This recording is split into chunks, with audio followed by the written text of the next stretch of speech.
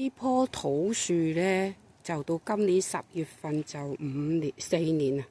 今年10月份就4年啦。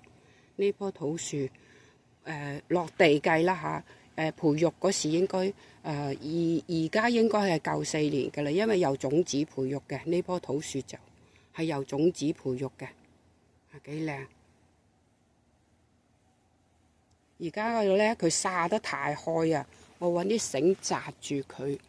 紮住佢，揾啲繩咁紮住佢，整得佢係咯，好似一個包住佢咁咯。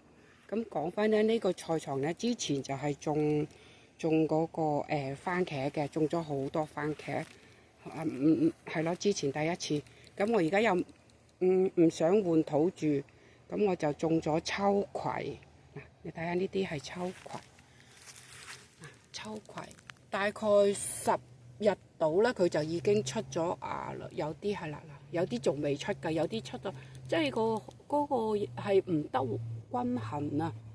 嗱，仲有2棵番茄未切摘，應該要摘埋佢出嚟，係咯。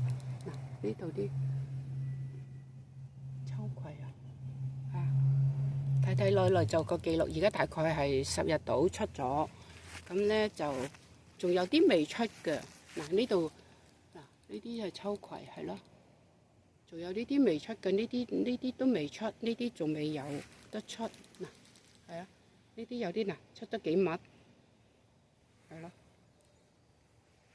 呢一邊就冇咁好，呢一邊冇咁好嚇，呢一邊冇咁好，得2棵，全部都冇。嗱，頭尾得2棵，對面有2、4、6，有7棵對面。對面有7棵，正常嚟講兩邊都有7、8棵嘅，係咯。正常嚟講就兩邊都有7、8棵嘅。